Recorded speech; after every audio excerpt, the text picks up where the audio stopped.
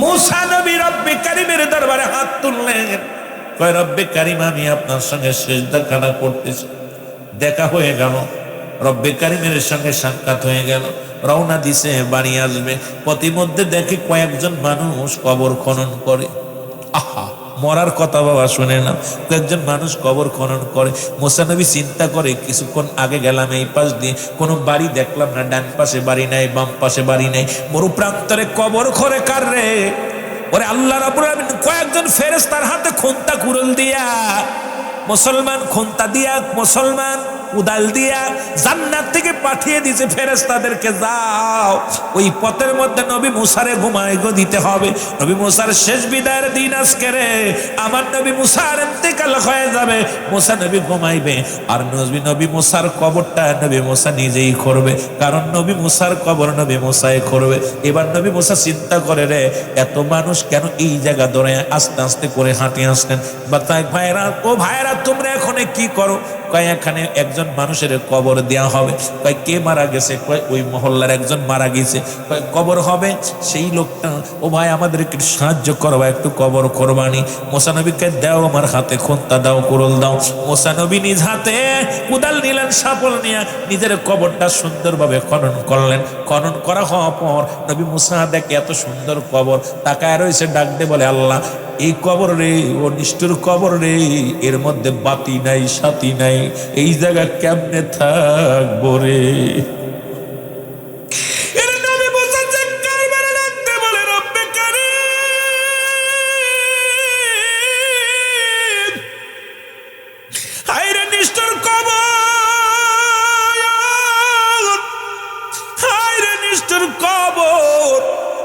মুসা নবীর ভিতরে জল্পনা কল্পনা শুরু হয়ে গেছে রে, এই জায়গা কেমনে থাকবো? কোনো বাতি নাই, কোনো সাথী নাই, কোনো বন্ধু নাই। কবরটা খনন করা হয়ে গেল। এবার লোকজনে বলে, ফেরেশতারা ডাক দে বলে, যে মানুষের সুরত দূরে আছে, ডাক দে বলে, নবী মুসা ডাক দে বলে, ভাই কবরটা কি ঠিক হয়েছে? বলে ভাই যে লোকটারে ঘুমাবে, যে লোকটার এই কবরের মধ্যে রাখবো, তার মাপটা আপনার মাপ, তার চেহারা প্রায় আপনার মতো, তার দেহখানা আপনার মতো। যদি মনে কিছু না করেন, একটু কবরের মধ্যে যদি শুইতেন, তাহলে মাপটা ঠিক পাতাম, বড় না ছোট হয়েছে। নবী মুসা মনের আনন্দে কবরের মধ্যে শুয়ে পড়ছে। আল্লাহ কয় আজরাইল দেরি করিস না, যা যা। আমার নবী মুসা আপেল খাইতে বড় ভালোবাসতো, জান্নাত থেকে একটা আপেল নিয়ে যা। জান্নাত থেকে একটা আপেল নিয়ে চলে আসতেন, নবী মুসার হাতে দিলেন। নবী মুসা হাতের মধ্যে আপেল পায় বুঝতে পারছে আমার বিদায় ঘন্টা বেজে গেছে, আমার রব্বে কারিমের সাথে শেষ দেখা হয়ে গেছে রে। জান্নাতি ফল আমার হাতের মধ্যে চলে আসে। আপেলটার দিকে তাকাইয়া রে, তাকায়া তাকায়া নবী মুসা ডাক দে বলে, রব্বে কারিম, এই বুঝি আমার শেষ খাদ্য, এই বুঝি আমার শেষ চাউনি। নবী মুসা কবরের ভিতরে শুইয়া আপেলটারে খাইলেন। ফুল আপেল যখন কামড় দিছে আজরাইল আলাইহিস সালাম, ভিতরে ঢুইকা গেছে। আপেলটা খাওয়া যখন শেষ হয়ে গেছে, মুসা নবীর রুহুটা রব্বে কারিম বাইর করে নিয়ে গেছে। জোরে জোরে চিল্লায়া বলা যাবে না আল্লাহু আকবার। মুসা নবীর ইন্তেকাল হয়ে গেছে গো, ও যুবক শোনো গো, মুসা নবীর ইন্তেকাল হয়ে গেল। আল্লাহ কয় ফেরেশতারা রে, তাড়াতাড়ি নবী মুসারে উঠা, কবর থেকে উঠা। নবী মুসারে কবর থেকে উত্তোলন করা হলো। এরপরে জান্নাত থেকে পানি আনা হলো, জান্নাতি পানি দিয়ে মুসা নবীরে গোসল করানো হলো, সুন্দরভাবে গোসল করানো হলো। জান্নাত থেকে পোশাক আনা হলো, নবী মুসার গায়ের মধ্যে পোশাক পরানো হলো। ফেরেশতা দিয়া আল্লাহ কয় ডাক দে, নবী মুসার জানাজা পড়াও ফেরেশতারা রে। ফেরেশতারা নবী মুসার জানাজা পড়লেন, দোয়া করিয়া মুসা নবীর কবরখানা দিয়ে দিলেন। আজ পর্যন্ত মুসা নবীর কবর পৃথিবীর কোন মানুষ নির্দিষ্ট করে বলতে পারে না, কারণ সবার ধারণা ছিল ওই নবী মুসা এই পাহাড়ে যাইতেন তুর পারে রব্বে কারিমের সঙ্গে সাক্ষাৎ করতে। এর মধ্যে নবী মুসার কবরটা হইতে পারে। এই জন্য আন্দাজের পর বিশাল একটা এরিয়া মুসা নবীর কবরের ঠিকানা বানায় রেখে দিয়েছে। মুসলমান শোনো, মুসা নবীর জানাজা দুনিয়ার কোনো মানুষ পড়ে নাই, মুসা নবীর দাফন কোনো দুনিয়ার মানুষ দেন নাই, মুসা নবীর কাফন দাফন দুনিয়ার কোনো মানুষ দেন নাই। রব্বে কারিম তার ফেরেশতার মাধ্যমে মুসা নবীর কাফন দাফনের কাজ করেছে। এই দুনিয়ার মধ্যে তারও বাঁচায় রাখে নাই। আদম আলাইহিস সালাম থেকে শুরু করে আমার নবী রাহমাতুল লিল আলামিন পর্যন্ত যত পয়গম্বর যত নবী আগমন করলো সবারই মরণের পেয়ালা পান করা লাগছে। আমার জন্য কোন দিন ডাক এসে যায়, জোরে বলেন ঠিক কিনা?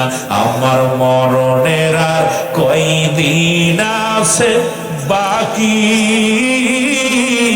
ও এলাহি আমার মরণের আর কয়দিন আছে বাকি, বলো মরণের আর কদিন এলাহি আমার মরণের আর কয়দিন না এলাহি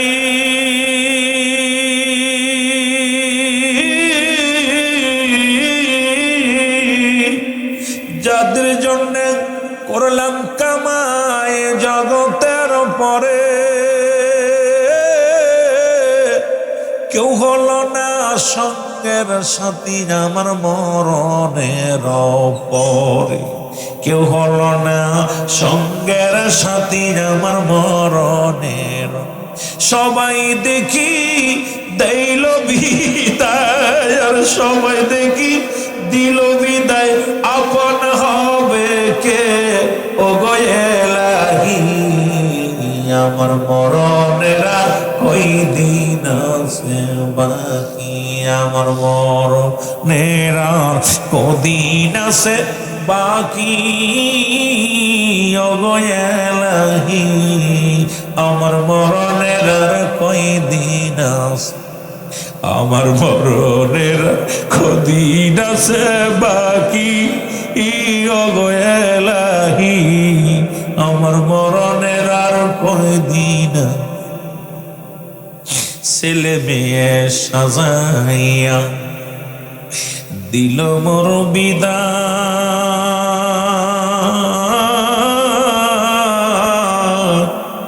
কেউ হলো না সঙ্গের সাথীও যাইবার বেলা, কেউ হলো না সঙ্গের গো সাথী আমার যাইবার বেলা। রে ভুল করেছি আপন জনদের, ভুল করেছি আপন জনদের মায়ার জালে পড়ি যায় গয়ালাহি আমার মরণের আর কয়দিন আছে বাকি, বলেন মরণের আর কদিন আছে বাকি, ও এলাহি মরণের আর কয়দিন আছে। তারিখ জানা নাই যে আমার সময় জানা নাই, তারিখ জানা নাই যে আমার সময় জানা নাই, গহীন অন্ধকার যে কবর আমার আসল ঠিকানা, আর গহীন অন্ধকার কবর যে আমার আসল ঠিকানা। থাকবো কেমনে সেই ঘরেতে নাই যে একটা যে বাতি, ও গো এলাহি আমার মরণের কয়দিন আছে বাকি, বলো মরণের কদিন আছে বাকি, ও গো এলাহি আমার মরণের কয়দিন আছে। খবর বন্ধুগণ, মরণের মধ্যে থাকলে সারা রাত শেষ হয়ে যাবে। 2 নাম্বার বিপদ হলো খবর। যাদের স্মরণে আজকে মাহফিল পরলোক গমনকারী পৃথিবীর মধ্যে 2 জন ফেরেশতা কিরামান কাতিবিন আপনারা আমলনামা লিখে রাখছেন বাজার।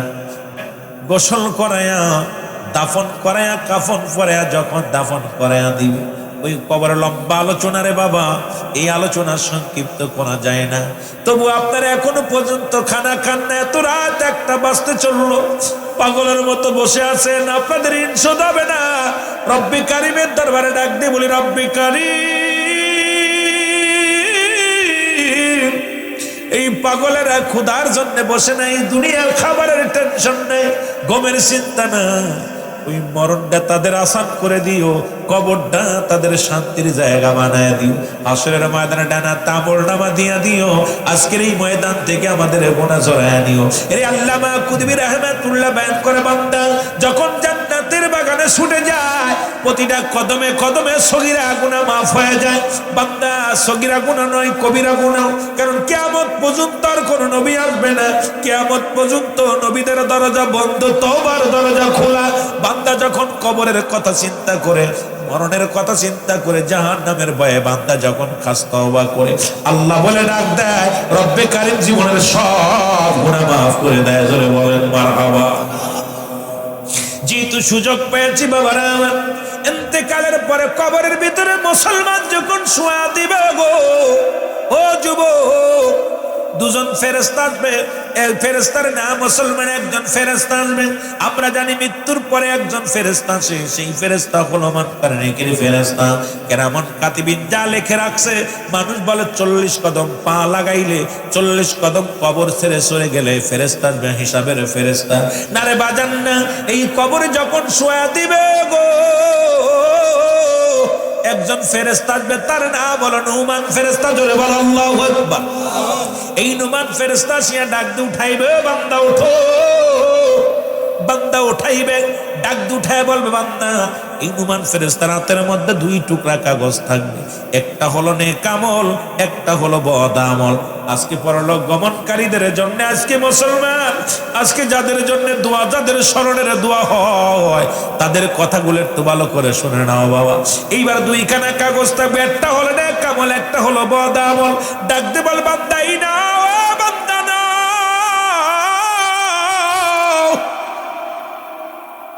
এই কাগজটা যখন হাতের মধ্যে দিবে রে, দেখবে 50 বছর, 70 বছর, 80 বছর, 20 বছর কি কামাই করেছো, কত রাকাত নামাজ পড়েছো, কত জায়গায় কোরআন তেলাওয়াত করেছো, কত জায়গায় মাহফিলে বসেছো, কত ভালো কর্ম করেছো, রোজা রাখছো, যাকাত দিছো, সব দান ধ্যান খয়রাত করেছো, সব তোমার দেখবে। বান্দা বলবে, লেখে দাও। এবার মন কা মুসলমান শোনো, এবার নোমান ফেরেশতা ডাকতে বল, বান্দা লেখে দাও, দেরি করো না, তাড়াতাড়ি লিখে দাও। ডাকতে বলে, বান্দা ও ফেরেশতা, আমি তো লিখবো কেমন করে, আমার কাছে কোনো কলম নেই। ডাকতে বলে, তোমার কলম হলো, বান্দা শোনো, তোমার শাহাদত আঙ্গুল মোবারক হলো কলম। জোরে বলো আল্লাহু আকবার। এই হাত দিয়ে কত তুমি ঘুষ খাও, এই হাত দিয়ে কত না জুয়ার প্যান্ডেলে যাও, এই হাত দিয়ে কত না বিড়ি সিগারেট ধরো, ইয়াবা ধরো রে বাবা। ও যুবকদের হাতে ধরে বলে যায়, প্রত্যেকটা মানুষের হাতের মধ্যে একটা নখ আছে, মুসলমান ডান হাতের শাহাদত আঙ্গুল মোবারক, এই আঙ্গুল দেওয়া হবে কলম, এই কলম দিয়ে লেখা লাগবে রে মুসলমান। ওদিন বলা যাবে না আমি অশিক্ষিত মূর্খ, আমি টিপসই দিব, যার যার আমল নামা তার লেখা লাগবে। এই যে আপনার আমল নামা আপনার লেখা লাগবে, আমার আমল নামা আমার লেখা লাগবে, যার যার আমল নামা তার লেখা লাগবে রে যুবক ভাইরা আমার, বন্ধুগণ আমার। এবার বান্দা বলবে, আমি কলম পাইলাম, কলমের কালি নাই রে। ডাকতে বল, বান্দা ওই কালি হলো তোমার মুখের থুতু মুবারক। ওরে মুসলমান, এই মুখের মধ্যে কত না গাঁজাগুলি খাইলা, কত না এই মুখ দিয়ে মিথ্যা কথা বললা, চগলখুরি করলা, এই মুখ দিয়ে গালিগালাজ করলা, এই মুখের মধ্যে কত হারাম জিনিস ঢুকায়া দিলা। ওরে যুবক শুনে নাও, শুনে নাও, এই মুখের কালি হবে, কালি মুবারকের থুতু মুবারক হবে কালি। আমি আপনাদের হাতে ধরে বলে যায়, পায়ে ধরে বলে যায়, আজ থেকে আর মুখের মধ্যে হারাম জিনিস ঢুকাবেন না। মায়ের গর্ভে যখন ছিলেন, মার নাভির সঙ্গে আপনার নাভিটা জুড়াইয়া দিছে, নাভিটা জুড়াইয়া দিছে যাতে কুরক্ত আপনার গাল দিয়ে খাওয়ান নাই, কারণ এই গাল দিয়ে আমার আল্লাহ জিকির করবে, এই মুখ দিয়ে আমার নবীর দুরূদ পড়বেন, এই মুখ দিয়ে কোরআন তেলাওয়াত করবেন, এই মুখ দিয়ে আব্বা মারে ডাকবেন। আর সেই মুখের মধ্যে কেমনে তোমরা বিড়ি মারোটা, সেই মুখের মধ্যে কেমনে গাঁজা গুলি দাও রে যুবক। ও যুবক, তোদের পায়ে ধরে বলে যাই রে, আর মুখের মধ্যে দয়া করে হারাম জিনিস ঢুকাস না। তাহলে যদি মাহফিলটা সার্থক হবে, যদি একটা মানুষ হিদায়াতের মধ্যে আসে, তাহলে আমার ভাইদের টাকা খরচ করা সার্থক হবে, এই মাহফিলে দেওয়াটা সার্থক হবে। নয়তো সব বিফলে। আমি আমার যুবক বন্ধুদের, ভাইদের, বৃদ্ধদের সবার বলে যাই, আজ থেকে হারাম পরিহার করেন। হারামে কোনোদিন আরাম নাই। জোরে জোরে চিল্লায় বলেন ঠিক কিনা? এ বন্ধুগণ শুনে নাও, গভীর মনোযোগ। এ আমার ভাইরা আমার ডাকতে বলবে, আমি কলম পাইলাম, কালি পাইলাম, কাগজ পাবো কই রে? ডাকতে বলবে, কাগজ হলো তোমার। এই কাপড়ের কাপড় 3 টুকরা কাপড়ের কাপড় দেওয়া হয়, 5 টুকরা কাপড়ের কাপড় দেওয়া হয়। কাপড়ের কাপড় টানতে খুলিয়া নিয়ে বলবে, বান্দা লেখো। সেকেন্ডের মধ্যে লেখা হয়ে যাবে। ও মুসলমান, সেকেন্ডের মধ্যে সব লেখা হয়ে যাবে। হাত থেকে টানতে ছিনিয়ে নিবে, নিয়ে বল, বান্দা আর একটা কাগজ, আর একটা কাপড়ের কাপড় খুলে দিবে। সাদা কাপড় দেখলে বড় ভয় হয় রে। এই সাদা কাপড়ে মুড়ায়া, মার্কিন সাদা কাপড়ে কোন দিন যেন তোমার আমার মুড়ায়া দিবে, কোন দিন যেন দাফনের কাজ শেষ করে দিবে। সার্বিয়ারি পালকি মসজিদ থেকে হাজির হয়ে যাবে। আল্লাহ, ওই পালকি দেখলে বড্ড ভয় লাগে, কখন যেন ওই পালকির মধ্যে চড়াইবে। প্রত্যেকের বাড়ির সামনে পালকি হাজির হয়ে যাবে। আপনার আমার দরজায় পালকি হাজির হয়ে যাবে। সাজায়া জনমের শেষ সাজায়া বিদায় করে দিবে। কার জন্য ঘুষ খাও, কার জন্য সুদ খাও, কার জন্য এত অন্যায় করো? এই জন্য আল্লাহ বলে, কুল্লু মান আলাইহা ফান। আল্লাহ কয়, বান্দারে এই জমিনের মধ্যে যা কিছু আছে সব চূর্ণ বিচ্ছিন্ন করে দিবে আমার আল্লাহ। এই জমিনের মধ্যে যা কিছু আছে সব কিছু শেষ করে দিবে আমার আল্লাহ। এই জমিনটা আমার আল্লাহ পুরে তামা বানায়া দিবে। এই জমিনের মধ্যে কোন মাটিগুলো পুরে তামা হয়ে যাবে। কত মানুষের ফাঁকি দিলা, কত বোনের সম্পদ ফাঁকি দিলা, কত বাবা তার মেয়েরে ফাঁকি দিছে, কত ভাই তার বোনরে ফাঁকি দিছে, কত ভাই তার বাইরে ফাঁকি দিছে। কিন্তু এই জমিনের মাটিগুলো কিনে, এই মাটির মালিক তো আমার আল্লাহ। আমার আল্লাহ কয়, বান্দারে এই জমিনটা আমি পুরা তামা বানায়া দিব। এই জমিনের মধ্যে যত পানি আছে সমস্ত পানিগুলো আমি আল্লাহ পুরায়া ছাই বানায়া দিব। যেদিন কিচ্ছু বলতে কিচ্ছু থাকবে না, সেদিন থাকবে শুধু আমার আল্লাহ। আরে আল্লাহর ভয় করো বান্দা, নবীর প্রেমের সঙ্গে জড়িয়ে যাও রে বান্দা। এই দুনিয়ার মধ্যে কত সম্পদ ফাঁকি দিলা, কত গরিবের হক নষ্ট করলা, মাঠে পরের জমি কুবায়া কুবায়া বাড়াইলা, পরের ফসল নষ্ট করলা, পরের হক নষ্ট করে বাড়ি গাড়ি বানাইলা। ও যুবক, ও যুবক, সুদ খাইয়া ঘুষ খাইয়া বাড়ি করলা, বড় 3 তালা 4 তালা বিল্ডিং বানাইলা।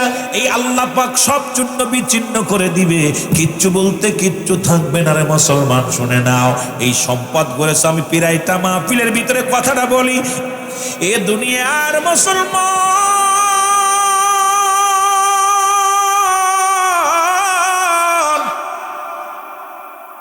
যে কথাগুলো বলি দিলের কান্না লাগা শোনো।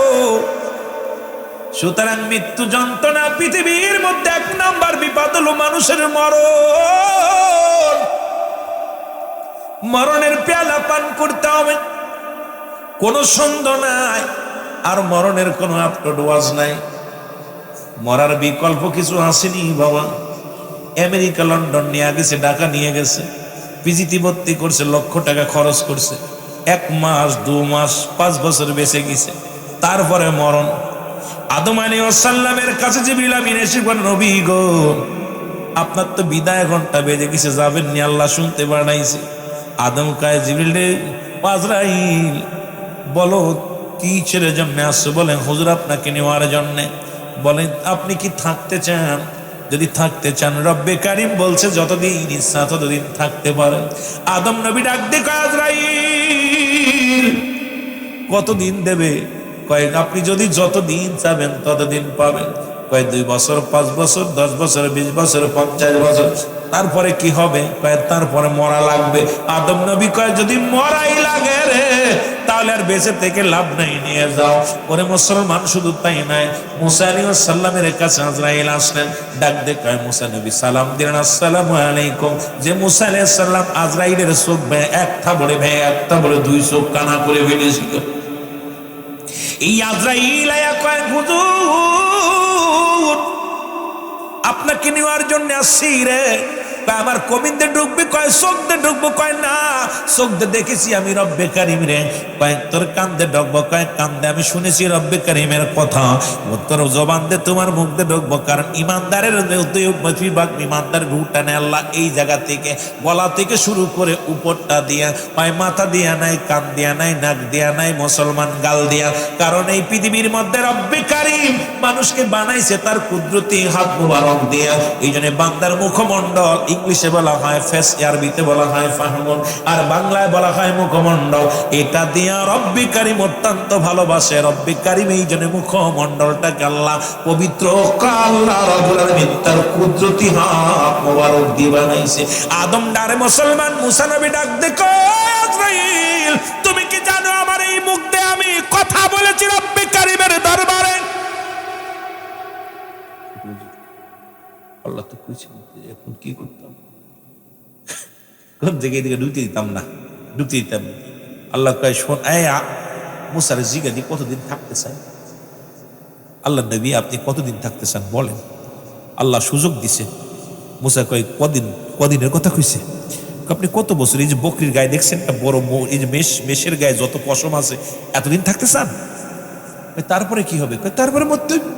সুবহানাল্লাহ। কয় এতদিন পরে যদি মরতে হয় আমি আর বেঁচে থাকার কোনো স্বাদ নাই, বুড়া হয়ে গেছি, কষ্ট করে রান্না করা লাগে, খাওয়া লাগে, কাজ করা লাগে, ইবাদত করা লাগে। রব্বে কারিমের দরবারে যাব, যাওয়ার আগে একটা কথা শুনে নাও, আমি মরার আগে আমার রব্বে কারিমের সঙ্গে একবার দেখা করতে চাই। মারহাবা বলে আরো জোরে মারহাবা। এই মুসা নবী দুনিয়ার মধ্যে আগমন করলো গো। আপনারা অনেকেই জানেন ফিরাউনের বাড়ি লালন পালন, এদিক মরণের ওয়াজ করতে আর ছোটবেলার ওয়াজ করা যাবে না। মুসা নবী রব্বে কারিমের দরবারে যাবেন দেখা করতে। তিনজন লোকের সাথে দেখা। তিনজন লোক ডাক দেখায়, মুসা রে তুমি কই যাও? মরণের ওয়াজ ভালো করে শুনবেন বাবা, আপতট কোনো ওয়াজ নাই, কাজকে ভালো করে একবার জানা ওয়াজগুলো করে যায়। যেহেতু রাত হয়ে গেছে, একটু কথাগুলো আব্বা আমার দিয়া, মরণের যন্ত্রণা দিয়া, দয়াল নবীর সম্মান দিয়া, একটু যুবকদের দিয়া কিছু কথা বলে যাবো, দিলের কান্ডা লাগা শোনো, গল্প আকারে কথাগুলো বলে যাবো, অল্প কথা মুসলমান। এরে মুসা নবী যায় তোর পারে রব্বে কারিমের সঙ্গে দেখা করতে।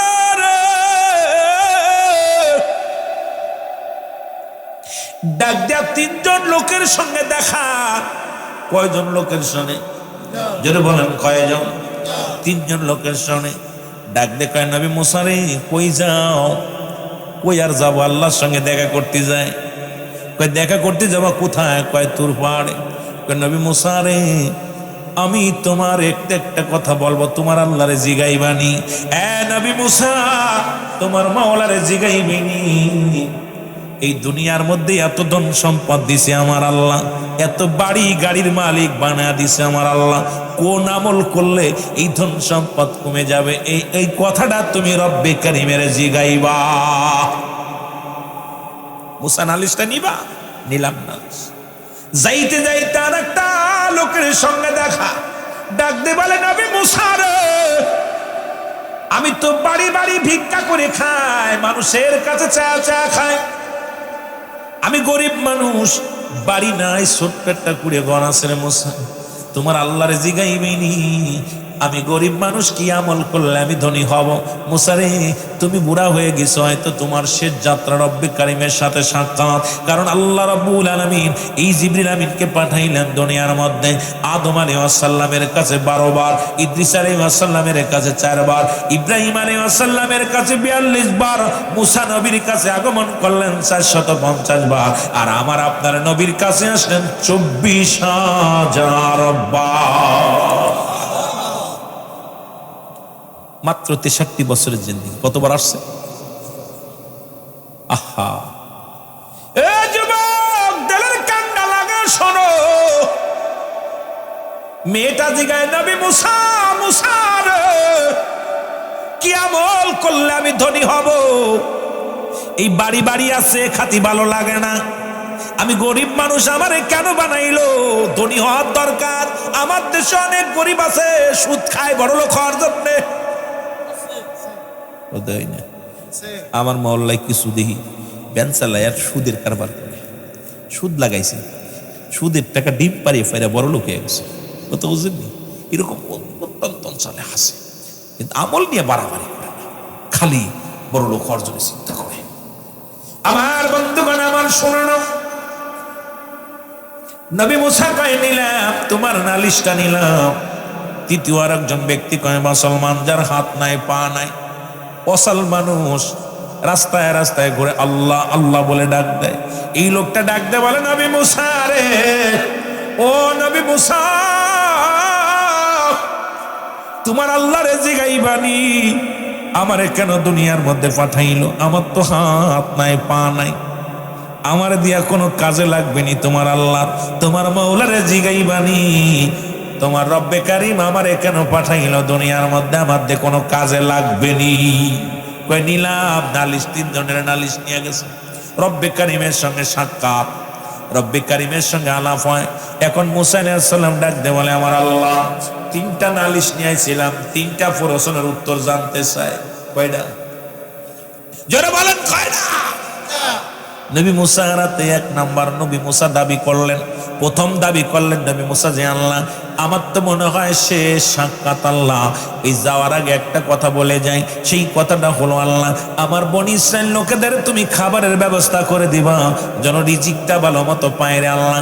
আমার বনি ইসরাইল লোক আসার সময় আমার কাছে কান্দিয়া কান্দিয়া বলেছে, নবী মুসা রে, তুমি বুড়া হয়ে গেছো, যে কোনো মুহূর্তে বিদায় নিতে পারো, আমাদের খাবারের ব্যবস্থা রব্বে কারিমের কাছ থেকে আইনা ছায়া দিবা। এ আল্লাহ, আমি এখন চাই আমার বনি ইসরাইল লোকেদের খাবারের ব্যবস্থা করে দিবেন। আল্লাহ কয়, নবী মুসা, তোমার হাতের মধ্যে কি? কয় লাঠি। ওই লাঠিটা কি করো? কয় কাজে লাগে। ওরে আমি দুনিয়ার মধ্যে কি করি, যখন কোনো সাগর পার হওয়ার দরকার ফেলে দিই, নদী রাস্তা হয়ে যায়, এটা আবার সাফ হয়ে যায়, আবার এটা দিয়ে গাছের পাতা পানি, এটা দিয়ে আমি পাহাড়ে আপনার কাছে উঠে আসছি। হে রব্বি কারীম, আমার আল্লাহ কয়, মুসারে লাঠি দিয়ে পাহাড়ের মধ্যে বাড়ি দাও। যখন পাহাড়ের মধ্যে বাড়ি দিছে, বিশাল একটা নদী আসছে, নদীর মধ্যে যখন আরেকটা বাড়ি মারো, বিশাল একটা পাথর আসছে, পাথরের মধ্যে আরেকটা বাড়ি মারো, পাথরের মধ্যে যখন বাড়ি মারছে, পাথরের ভিতর থেকে একটা হরিণ বাইর হয়েছে, তাজা হরিণ, হরিণের গায়ের গালের মধ্যে ঘাস, তাজা ঘাস। নবী মুসা কাল্লাই, কি আশ্চর্য, পাহাড়ের মধ্যে নদী, নদীর মধ্যে পাথর, পাথরের মধ্যে হরিণ, হরিণের গালের মধ্যে ঘাস। আমার আল্লাহ কয়, মুসা রে, সমস্ত মাখলুকাত আমার, তুমি শুধু দায়িত্ব নিছো বনি ইসরাইলদের, তাই এত জ্বালা। আর পৃথিবীতে সমস্ত মাখলুকাতের দায়িত্ব আমি রব্বে কারীমের রে মুসা, তোমার বনি ইসরাইল নয়, গোটা কুল কায়নাতকে আমি আল্লাহ খাওয়া। এই ঘুষখোরেরা, সুদখোরেরা, শোন, কে খাওয়ায়? ঘুষ খাবি, খালি শালি সুদ খাবি। এত সুদ খার ঘুষ খাচ্ছে, তাও হচ্ছে না। আল্লাহ খাওয়াচ্ছে। পাহাড়ের মধ্যে নদী, নদীর মধ্যে পাথর, পাথরের মধ্যে হরিণ আছে, এরাও তাজা ঘাস খাওয়াচ্ছে। কে খাওয়ায়? এ বিশ্বাস আছে কার কার? আছে? তাহলে সুদ খাওয়া যাবে, ঘুষ খাওয়া যাবে, অন্যায় করা যাবে? অফিসে বয়া বয়া সুদ খাবেন না ঘুষ খাবেন? আরে এই সমস্ত চোর বাটপার গুলো নিয়ে বিপদে আছে। বন্ধুগণ আমার, মুসা নবী মাথা নত করে বলে, রব্বে কারীম, আমার বুঝতে বাকি নাই, তুমি যে স্রষ্টা, আমি সৃষ্টি, সব দায়িত্ব তোমার। আল্লাহ আমারে ক্ষমা করবেন, আমারে আপনি মাফ করে দিবেন। আমি মুসা ভুল করেছি। এই স্রষ্টার দায়িত্ব, আপনার সৃষ্টির দায়িত্ব, এই পৃথিবীর মধ্যে সৃষ্টিকর্তা আপনি, আমরা হলাম। ও মুসলমান শোনো, আপনি সৃষ্টি, আমরা সৃষ্টি, আপনি স্রষ্টা। সুতরাং সমস্ত কীট পতঙ্গ যা আছে পৃথিবীর মধ্যে, এক একটা মুসলমান পানির মধ্যে এমন বড় বড় হাঙ্গর আছে যা টন টন খাবার খায়, এমনও প্রাণী আছে টন টন খাবার খায়, সব খাওয়ায় আমার আল্লাহ। তবে তোমার এত চিন্তা কেন, তোমার এত ভাবনা কেন? একটা কথা বললে বেশি বুঝতে পারেন, রহমতের নবীর কদমের মধ্যে দুইটা কবুতরের ছানা আসলেন। বাবারা আমার, ওয়াজটা লক্ষ্য করবেন, কিন্তু মরণের ওয়াজ করতে যে অন্যদিকে চলে গেছি, এটা সব মরণের ওয়াজ, একটু গেলে লাইনে সব বুঝতে পারেন। বাবারা আমার, নবীজি বললেন সাহাবীরে এইটা জবাই করে রান্না করে আনো। সাহাবী কি করলেন, একটা কবুতরের ছানা জবাই করলেন, আর একটা রেখে দিলেন, নবীজির সামনে আনলেন। নবীজি বললেন তুমি কি রান্না করে সব আনছো? বলে হুজুর না, আগামী দিনের জন্য একটা রেখে আসি। আমার নবী কয় ও সাহাবী, আগামী দিন তুমি বাঁচবা এই গ্যারান্টি কি তুমি দিতে পারবা? আজকে ব্যাংক ব্যালেন্স করতেছো, সুদ খায়া ঘুষ খায়া বাড়ি গাড়ি করছো,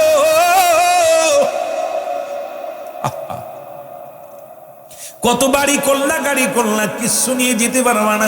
ওই সাদ্দাত জান্নাত বানাইলো, ঢুকতে দেয় না আমার আল্লাহ। ওরে মুসলমান, ফিরাউন নমরুদ খোদা দাবি করেছিল, তাদেরকে টিকতে দেয় না আমার আল্লাহ। দেখছেনি আমাদের মন্ত্রী ছিল মুসলমান কিনা? আসিনাফা আসেনি, কইছে 41 আগে আমি আর জামান না, কিন্তু আল্লাহ কয় তোরে 41 সাল জাতি দেব না, কারণ তোরে আমি এই দুনিয়া থেকে বিতাড়িত করে দিব 25 সালের মধ্যে, কারণ তোর এই বাংলাদেশ আর থাকা হবে না। ঠিক কি না? আমি কিন্তু কোনো দল করতেছি না, আবার কোয়েন না, আবার অনেক আমলিকের লোক হুজুর বোনায় বিএনপির লোক, আমি কোনো দল করি না। কথার কথা মানে আল্লাহর সঙ্গে পাল্লা দিয়া, এটা যদি বলতো আল্লাহ যদি রাখে থাকবো, বিশ্বাস কিন্তু সব আল্লাহর করে তাওয়াক্কুল দিতে হবে, যেটা বলে ঠিক কিনা? আল্লাহ খাওয়াইলে খাবো, আল্লাহ বসাইলে বসাবো, আল্লাহ আনলে আনবো, আল্লাহ গেলে যাবো, কিন্তু এই যে আমি করবো শিরকি গুনাহ করতেছে। এরপরে মানুষ যে হাসতে হাসতে কত গুনাহ করে, কয় ছেলেটা ছিল বিলে বাঁচলাম, চাকরিটা ছিল বিলে বাঁচলাম, ফসল ছিল বিলে বাঁচলাম, মাছ ছিল বিলে বাঁচলাম, এই ব্যবসা ছিল বিলে বাঁচলাম। ওরে কপাল পুরা সব হারাম করে ফেলছে, জোরে বলে ঠিক কিনা? বাঁচানোর মালিক কে? আল্লাহ। মানুষ হাসতে হাসতে গুনাহ করে, তাই যদি এবার ফসল না হয়তো মরিয়ে ভূত, ছেলেটা চাকরি ছিল বিলে বাঁচলাম। কি ইমাম সাহেব, ছেলেটা চাকরি ছিল, আরে বাঁচাই কে? যদি কোথা আল্লাহ ছেলেটা চাকরির ওসিলায় তুমি আমাকে বাঁচাইছো, কর সঙ্গে সঙ্গে সব হতো, কিন্তু বড়া বড়া কথা ভুল করার কারণে হাসতে হাসতে গুনাহ করে ফেলতেছে। ব্যবসা ছিল বিলে বাঁচলাম, এটা ছিল বিলে বাঁচলাম, বাঁচানোর মালিক কে? বুঝতে পারছেন? আমরা হাসতে হাসতে কত গুনাহ করি, হাসতে হাসতে না বুঝার কারণে অনেক গুনাহ করে ফেলি। আরে কেবল খাইলাম না আলি মরে যেতাম, বেড়া আল্লাহ খাওয়াইছে, রব্বুল আলামিন খাওয়াইছে, কই ওই জায়গা গেছি বিলে মরলাম, না গেলে মরতাম না। বেটা গেছে কান মূর্তি মূর্তি রাস্তায়, ওর উসুট খেয়ে পড়ছে আর মরছে। আরে আল্লাহ তো নিচে এই কথা কয় না, রব্বে কারিম একটা উসিলার মাধ্যমে, বাহানার মাধ্যমে মৃত্যু হবে, জোরে বলেন ঠিক কিনা?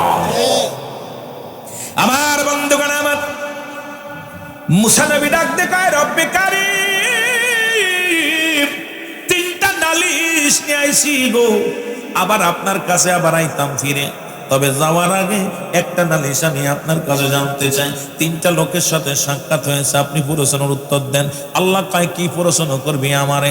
মুসা নবী দুনিয়ার মধ্যে রব্বে কারিমের সঙ্গে কথা বলতেন, পাহাড়ে উঠিয়া মুসলমান শোনো শোনো, একদম আবেগ দিয়া রব্বে কারিমের দরবারে ডাকতে বলে আল্লাহ কিছু আছে দেখবেন, মুসলমান কিছু তেরা মানুষ আছে, আবার কোন পোলাপান আছে একটু কাইনতে মতো। মুসা নবী এইরকম ছিল, আল্লাহর কাছে চাইলে কোথাও আল্লাহ দিতেই হবে, একটু দেরি কর, দেরি না আমার দিতে হবে।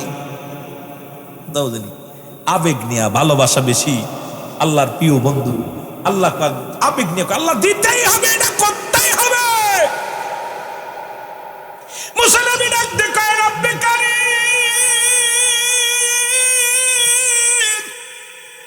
ওই আসার সময় একটা ধনীর সঙ্গে দেখা হইল গো।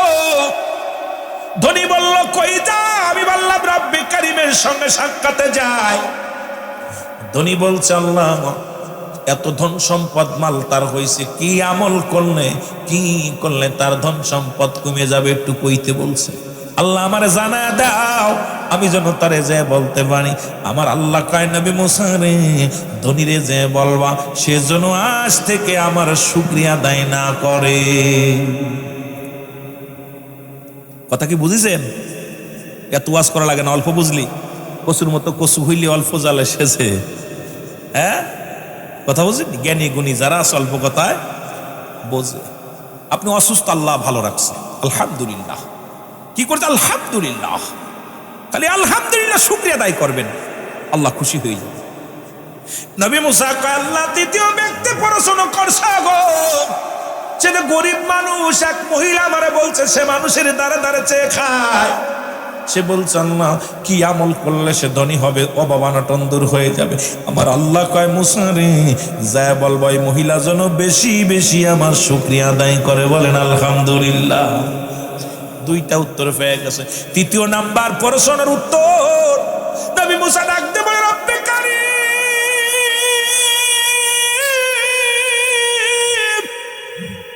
এর আসার সময় থেকে যাক প্রতিবন্ধী যার হাত নাই পা নাই রে, জমিনের মধ্যে ঘোরাঘুরি করে, ওই ব্যক্তি ডাকতে বলছে নবী মুসা তোমার আল্লাহ আমারে কেন বানাইছে, আমার দে কোনো কাজে লাগবে নি, একটু জেনে আসবা। আমার আল্লাহ কয় নবী মুসা রে ওই প্রতিবন্ধীরে বানাইছি আমি জাহান্নামের মধ্যে, ছোট্ট একটা ছিদ্র আছে, সেই ছিদ্র বন্ধ করার জন্যে। শুনছে যার হাত নাই পা নাই তারে দিয়ে আল্লাহ জাহান্নামের ছিদ্র বন্ধ করবে। অর্থাৎ এই কথা যদি কোনো ব্যক্তির বলা হয় কত কষ্ট পাবে সে। নবী মুসা ডাক দে কয় রব্বে কারীম তুমি কি শুনাইলা, এই লোকটা জীবনে পা নাই, জীবনে হাত নাই, তারে দিয়া তুমি জাহান্নামের ছিদ্রগুলো বন্ধ করবা গো। আমার আল্লাহ কয় নবী মুসা আমি যা বললাম এটাই হবে, তুমি যাও যায়া বলো তাদেরকে ওই প্রতিবন্ধীরে আমি বানাইছি জাহান্নামের ছিদ্র বন্ধ করার জন্য। নবী মুসা চলে আসছে গুটি গুটি পায়ে, কাল্লা আবার আসতেছে দাঁড়ান, একটু ধৈর্য ধরেন আল্লাহ গো। আল্লাহরে কয় একটু দাঁড়ান আমি আসছি। আল্লাহ কয় তোরে বিদায়, কয় শেষ বিদায় এখনো হয় নাই, শেষ বিদায় যখন নিব আমি মরণের আগে একবার আপনারে আবার প্রাণ ভরে দেখবো, এরপরে আমি আর দুনিয়ার কোন স্থানে আপনাকে দেখার আগে একটু প্রশ্নের জবাব দিয়ে আসি। মুসা নবী যায়, এইবার যায় ধনীর সঙ্গে দেখা, ধনী ডাক দে কয় ও নবী মুসা তোমার আল্লাহরে জিগাইছো নি, তোমার আল্লাহরে জিগাইছো নি, এত ধন সম্পদ দিছে আমার আল্লাহ, এটা কি আমল করলে কমে যাবে, শেষ হয়ে যাবে? নবী মুসা কয় ধনী রে আমার আল্লাহ তাআলা বলেছে আজ থেকে তুমি শুকরিয়া আদায় করবা না, তোমার ধন সম্পদ সব কমে যাবে। মুসা ডাকতে বলার সঙ্গে সঙ্গে ধনী কয় নবী মুসা আমারে কি পাগল পাইছো রে, আমার যদি ধন সম্পদ দিয়া পাহাড় পর্যন্ত করে দেয় রে, তবু আমি রব্বে কারীমের শুকরিয়া আদায় করতে আমি ভুল করব না, কারণ আমার রব্বে কারীমের শুকরিয়া আদায় আমি বেশি বেশি করব রে। সঙ্গে সঙ্গে ব্যক্তি বলছে আলহামদুলিল্লাহ, তার ধন সম্পদ আরো দ্বিগুণ বেড়ে গেছে, জোরে বলা যাবে না মারহাবা।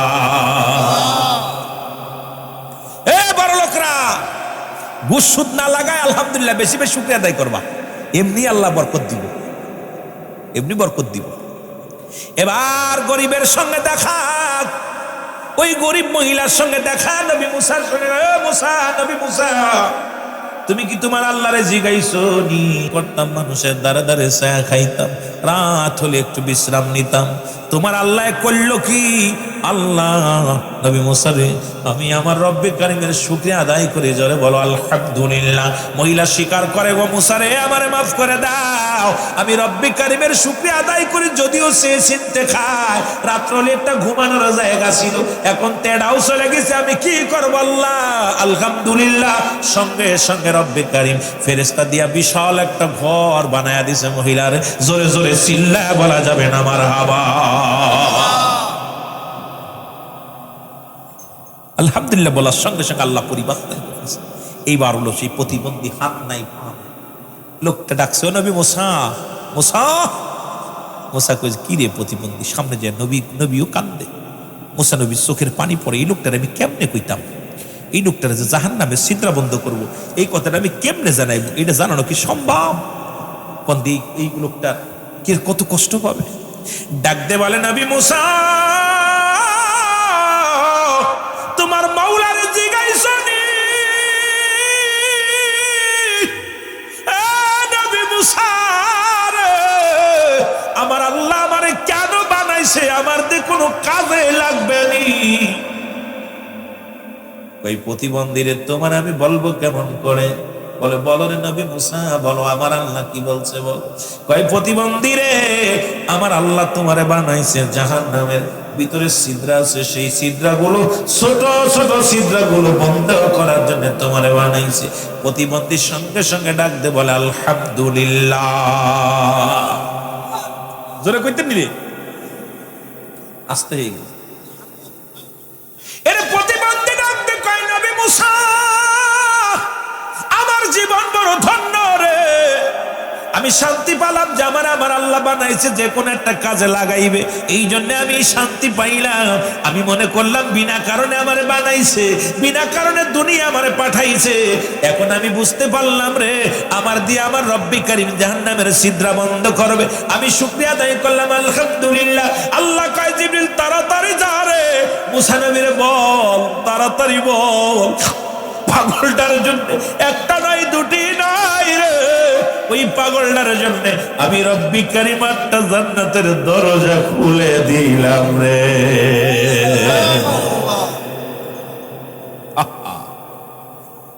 পাগলটা যখন অসুস্থ হয়ে আলহামদুলিল্লাহ বলছে, আল্লাহ এত খুশি হয়েছে, তাড়াতাড়ি যা আমার হাবিব মুসার জানায় ওই বান্দার জন্য।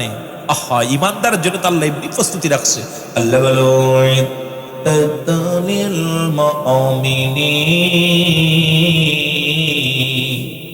মুমিনদের জন্য, মুত্তাকিনদের জন্য আল্লাহ প্রস্তুতি রাখছে একটা জান্নাত।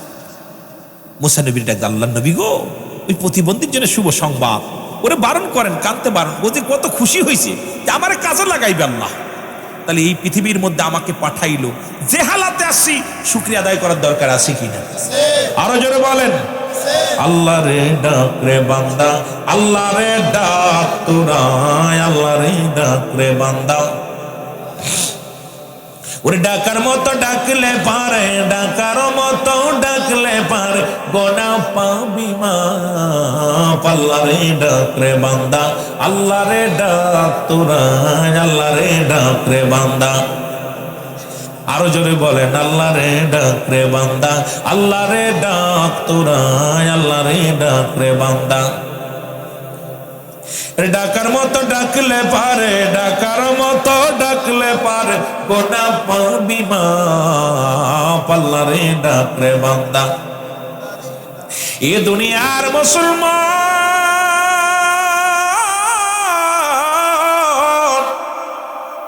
ও খাবে পোকে, জোরে বলেন ঠিক কিনা?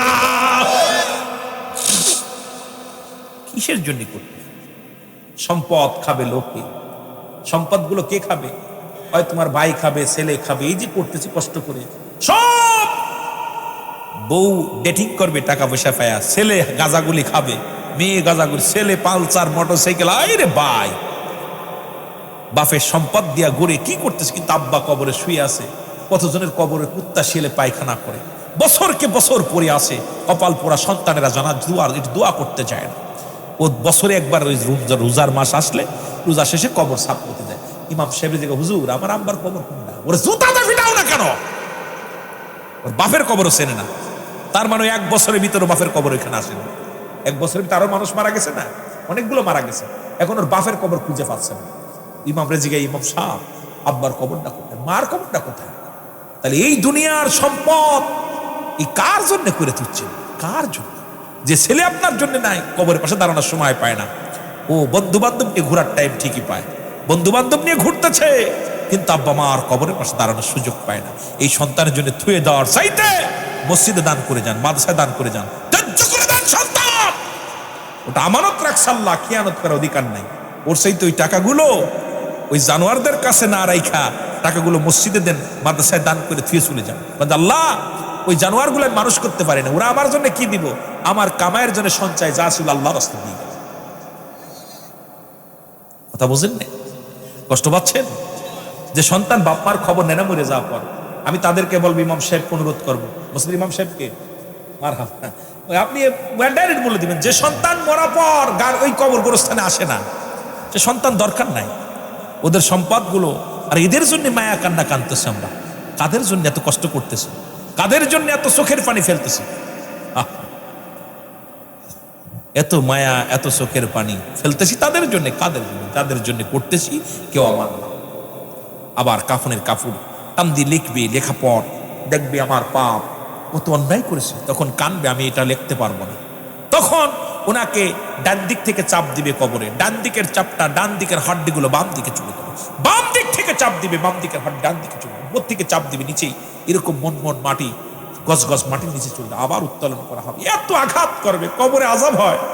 বিশ্বাস যদি না হয়, যদি আপনাদের বিশ্বাস না হয়, আমি আগামী দিন প্রমাণ করে দিয়ে যাচ্ছি। আমি এত প্রমাণ না, আজকে আগামী আমি প্রমাণ করে দিই। আপনার আব্বা মার কবরের পাশে একটা গরু বাঁধবেন, গরু বাঁধতে ভালো খাবার দিবেন, খাবার দিয়া বাঁধতে থুয়ে খাবার দিয়া দড়ি আড়ালে বসে থাকবেন, দেখবেন ওই গরুটা চোখ দিয়ে পানি ছেড়ে দিছে, আর দড়ি রশিটা সিরাসিরি করবে, দর দর করে চোখ দিয়ে পানি ছাড়বে, রশি সিরাসিরি করে লাফালাফি করবে, কালু মনে তাকাবে। কারণ কবরের আযাব একমাত্র মানুষ এবং দানব বুঝতে পারে না, পৃথিবীর সব প্রাণী কবরের আযাব বুঝতে পারে। আল্লাহু আকবার বলেন না। বিশ্বাস যদি না হয় আপনার, আগামী দিন আমি রুহুল আমিন সিদ্দিকী বলে গেলাম, একটা ছাগল বা গরু বাঁধবেন, গোরস্থানে বাইন্দা দিয়া আপনার বাপ মার কবরের পাশে ভালো করে বাইন্দা দিয়ে তফাত দাঁড়ায় থাকবেন। যদি না করে আমার কাছে বুঝবেন যে রুহুল আমিন ভাই রং করে গেছে, রুহুল আমিন ভাই রং কথা বলছে।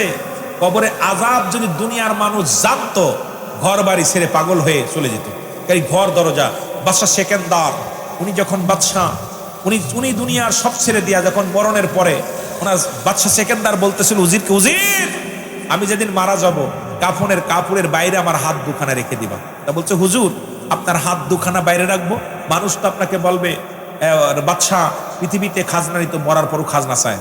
কয় না রে উজির, আমি দুনিয়ায় স্বর্ণের অভাব নাই, বাড়ির অভাব নাই, গাড়ির অভাব নাই, নারীর অভাব নাই, সব রেখে গেলাম। আমি শূন্য হাতে এসেছিলাম, শূন্য হাতে বিদায়। এটা দেখে যেন মানুষ আর দুনিয়ার পাশে না ধরে, আর যেন দুনিয়া ধরে না। বাদশাহ সেকেন্দার বা বাদশাহ ফকির হে সবকে একই ঠিকানা। বাদশাহ সেকেন্দার বলতেছে যে বাদশাহ হোক ফকির হোক, তার জন্য সব এক ঠিকানা, সেটা কি কবর। যেন বলেন ঠিক কিনা? বাদশাহ ফকির হ্যায় সবকো একই ঠিকানা। কে গরিব কে বড় লোক, সবার জন্য একই ঠিকানা, 3.5 হাত মাটি। যেটা বলেন ঠিক কিনা? সুতরাং শুধু এ নয়, আমার বাবার আমার কথাগুলো বললে বাহারুল বাদশাহ, বাহারুল বাদশাহ, বাহারুল পাগলা, বাহারুল পাগলা খুব ভালো করে খেয়াল করবে। বাহারুল পাগলা একদিন কার দরবারে ছিল জানেন? এই পাগলা চেনেন? নাম শুনছেন? কথা বলেন না। এই পাগলা কোথায় ছিল? জবেদা বেগমের স্বামী। জবেদা বেগম ছিল কি? হারুন বাদশাহ বিবি। কার বিবি? জোরে বলেন না, কার বিবি? বাহারুল পাগলা। খুব খেয়াল করবেন, বাহারুল পাগলা ওর কাজ ছিল, গোরস্থানের ভিতরে একটা গাছ ছিল। বাদশাহ হারুনের দরবারে গোরস্থান, পারিবারিক গোরস্থান, এই গোরস্থানে একটা গাছ ছিল। আর বাহারুল বাদশাহ খালি, বাহারুল পাগলা খালি ওই গোরস্থানের ভিতরে যে বয়া থাকতো, খালি সারাদিন বলে গোরস্থানে ঘুমাতো, খালি গোরস্থানের ভিতরে থাকতো। তা বাদশাহ একদিন বাইর হবে, উজিরকে ডাকতে বলতেছে, উজির আমি এখন বাইর হব, রাস্তাঘাট পরিষ্কার করো। আগের যুগে রাস্তারা তখন এল হাম দিয়ে ঢোল ডগর বাজায় বাদশাহ বাইর হলে সব, আমার দেশে দেখেন মন্ত্রী এমপি আসলে তাদের অবস্থা, এই সমস্ত মন্ত্রী এমপিরা ভোটের আগে ভ্যান চালক রিক্সা চালক যারে পায় হাত জড়ায় ধরে, পা জড়ায় ধরে ভোটের জন্য। যে এমপি মন্ত্রী হয়, চেয়ারম্যান হয়, এদের কাছে আর যাওয়া যায় না, ওদের জন্য আমাদের রাস্তা ছেড়ে দিতে হয়। জোরে বলেন ঠিক কিনা? এই সমস্ত লোকের আমার দরকার নাই। সাবধান, অনেক দেখেছি, আর নয়। এই সমস্ত বাটপার গুলোর দরকার নাই। যে সমস্ত বাটপার জনগণের জানমাল হরণ করে যারা ধনী হয়েছে, জনগণকে যারা বোঝে না, যে আমাদের খোলামেলা আসবে, তাদের সিকিউরিটি লাগবে না। তুই কেমন এমপি? তুই ঘুষখোর, তুই সুদখোর, এই জন্য তো সিকিউরিটি লাগে। তুই যদি ইমানদার হতি, তুই ভালো ব্যক্তি হতি, তো সিকিউরিটি লাগতো না, এমনি হাইটে চলে আসতো। যেটা বলেন ঠিক কিনা? ওরা দুর্নীতিবাজ, এই জন্য সিকিউরিটি লাগে, দুর্নীতিবাজের সিকিউরিটি লাগে। আমার বাবারা, যেটা বলতেছিলাম, বাহারুল পাগলা গোরস্থান থেকে যেই শুনছে বাদশাহ আইছে, ওই গাছের মাথায় যে বসে আছে। উজির কয়, বাদশাহ বাহারুল নাম, অনুরোধ করি তুই নাম, তুই নামে, কারণ বাদশাহ তোর মাথা তোর পাত তলতে যাবে, এর কি মেনে নেওয়া যায়? বাদশাহ তোকে গুলি করবে। গুলি করলে আমারে করবে, তুমি তোমার কাজ করো। যায় বলছে, হুজুর সর্বনাশ, আপনি যে রাজ্য থেকে বাইর হবেন, কিন্তু আপনার বাহারুল পাগলা তো ওই গাছের মাথায় বসে আছে, ও তো নামতেছে না, ওরা নামাতে পারলাম না। বন্দুক দিয়ে তাক করলাম, মারা জানি। বাদশা বলতেছে খবরদার, ওকে মেরো না, আজকে আমার মার মৃত্যুবার্ষিক, আমার মা দুনিয়া থেকে চলে গেছেন, মায়ের জন্য আজকে মহল্লাটা ঘুরে ঘুরে দেখবো। আজকে কোনো পশু পাখি শিকার করা যাবে না, আজকে কোনো মানুষ মারা যাবে না, আজকে মারা যাবে না, আজকে কোনো মানুষকে গুলি করা যাবে না, কাউকে কষ্ট দিবে না, কারণ আমার মা বাবার মৃত্যুবার্ষিক, আজকে মা বাবার জন্য দোয়ার জন্য আমি চারিদিকে ঘুরবো। বাদশা যেই গেছে বাহারুল গাছের উপরে ঝুলতেছে, ঝুলা পর ডাকতে বলতেছে, বাদশা বলতেছে বাহারুল নামি আয় বাবা। না নামবো না, তুমি আমার তলদে যাও, তলদে করছে না বাহারুল, আমি রাজা, প্রজাদের পায়ের নিচে যদি যায় এটা মানুষ খারাপ বলবে, তুই উপরে বসে রয়েছস, প্রসাব পায়খানা তো করে দিতে পারিস, ভয় আছে না, তুই না বাহারুল না।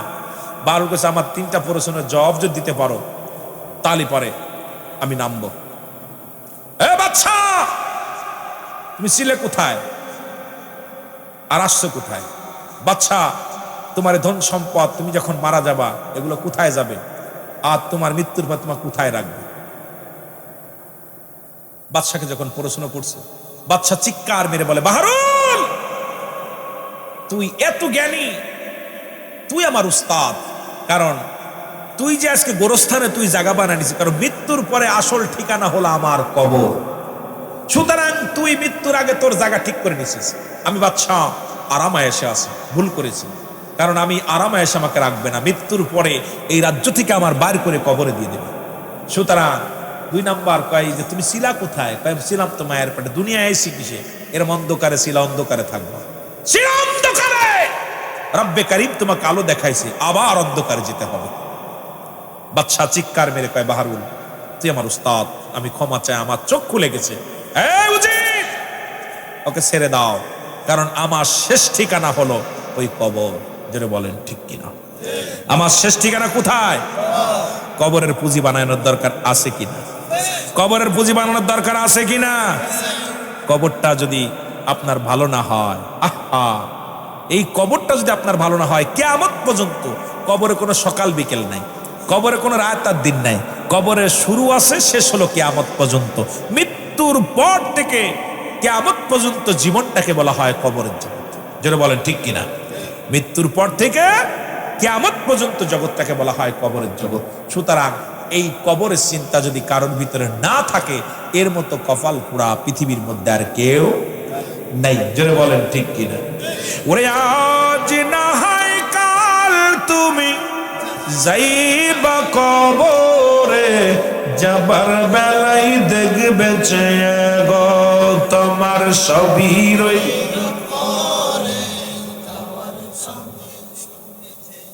তোমার দাদাই গেছে, বাবাই গেছে, কেউ আসলো না ফিরে, তোমার তো যাইতে হবে রে, যেদিন আজরাইলা তোমার তো যাইতে হবে রে। হয় আজ না হয় কাল, নাই পশু নাই তসু, হয় 50 বছর নাই 20, এখানে যারা আছেন প্রত্যেকেরই যেতে হবে। ঠিকানা কি? কবর। যেটা বলেন ঠিকানা কি? আমাদের আসল বাড়ি, আসল বাড়ি, আর নিজে এখন যেটা বাস করি সানি বাড়ি। কি বাড়ি? সানি বাড়ি, সামরিক কিছুদিনের জন্য। আর আসল বাড়ি হলো আপনার আমার কবর। এই কবরের চিন্তা যদি আপনার ভিতরে না থাকে, আপনার কোনোদিন আপনার ভিতরে অনুশোচনা আসবে না। কবরের ভয় যখন আসবে তখন নামাজ ছাড়বেন না, কবরের ভয় আসলে সুদ খাবেন না, কবরের ভয় আসলে ঘুষ খাবেন না, কবরের ভয় আসলে অন্যায় পথে পা বাড়ানো সম্ভব। এই জন্য রসুল বলছে, এই জন্য বেশি বেশি করে তোমরা কবর জিয়ারত করো, কারণ দুনিয়াবি মোহ কেটে যায়, পরকালের কথা মনে পড়ে যায়। যিনি বেশি বেশি করে কবরে যাবেন, আমরা নবীজিকে একটু সালাম জানাই, যে যেখানে আসে উঠে নবীজিকে সালাম জানাই। নবী